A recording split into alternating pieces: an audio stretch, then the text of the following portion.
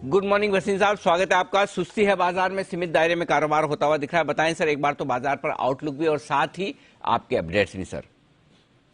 Good morning Anil ji. सुस्ती कहाँ है? 14,250 पे आप बोल रहे हो सुस्ती है। तेल का भाव $50 हो गया, आप घबरा रहे हो। शेयर बाजार तो घबराहट में मूड में है ही नहीं सर। बिल्कुल ठीक बात है। आज आपकी आवाज एकदम बदली हुई लग रही है सर। नहीं सर, मेरी आवाज तो वही सामान्य है। मैं लोगों को जैसे 8,000 पे चिल्ला चिल्ला के कहता था लेने को रोक दो, तो लेने को नहीं थे। अब मैं अगर कहता हूँ कि थोड़ा प्रॉफिट बुक कर लो तो कहते हैं सर ये तो शेयर बाजार है, ये रुकने नहीं वाला। ठीक बात है। तो दोनों तरफ का है सर। थोड़ा सा हमारा तजुर्बे का ध्यान कीजिए।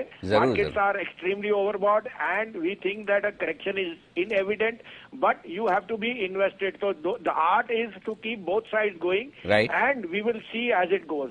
बट ये आपको कह दें कि now we are in very very frothy places, तो you have to be cautious. उसके ऊपर मैं कल का अपडेट दे दूं अनिल जी। एचपीसीआर आपको 21-22 पे खरीदवाया था, 27 रुपए हो गया, वहां प्रॉफिट बुक कीजिए। देखिए आजकल हम दायरे छोटे देंगे क्योंकि ट्रेडिंग कॉल्स हैं, तो और उनको रिस्पेक्ट कीजिए। ये मत कहिए कि इस भाव पे आपको बाई भी करा दिया या सेल भी करा दिया, because the market is such.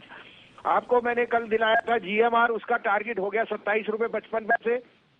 और एमएनएम में मैं शॉर्ट हूँ, 755 का स्टॉप लॉस है। एमएनएम इज वीक और मैं अभी भी ऑटोस पे नेगेटिव हूँ। पीएफसी आपको दिलाया था 17, 17.5, 21 रुपए हिट कर गया, उसमें बुक कीजिए प्रॉफिट। और बजाज फाइनेंस में I am continue to be short, 5200 का स्टॉप लॉस है, आप अपनी पोजीशन रखिए।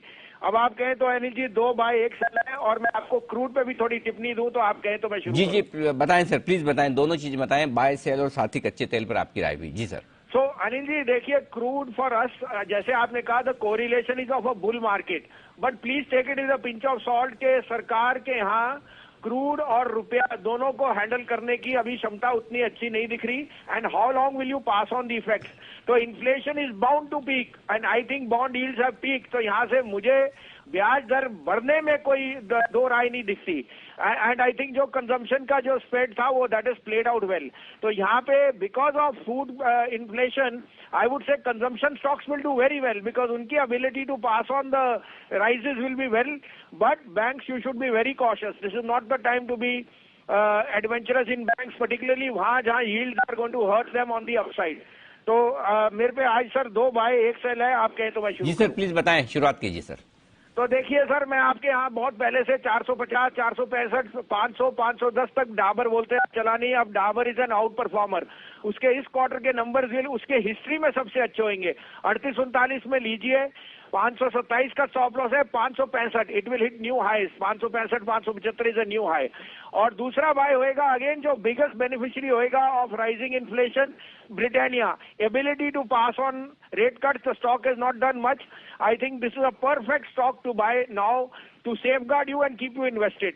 3590 से 95 में लीजिए, 3535 का स्टॉप लॉस है, ये 3750 का टारगेट दिखता है। और बेचने में है सर जो मुझे वो वीक लग रहा है, और मार्केट को भी 1960-65 में रिलायंस बेचिए, 1990 का स्टॉप लॉस है और 1910 का टारगेट। ओके, तो यहाँ पर 2 बाय 1 सेल है। डाबर और ब्रिटानिया एफएमसीजी कंजम्पशन से जुड़े स्टॉक्स में करें खरीदारी, बिक वाली करें आप रिलायंस में 1960-65 के आसपास से ऊपर आने दें, शॉर्ट करें 1990 का स्टॉप लॉस लगाएं 1910 तक के टारगेट के लिए। बहुत बहुत शुक्रिया वसीम साहब।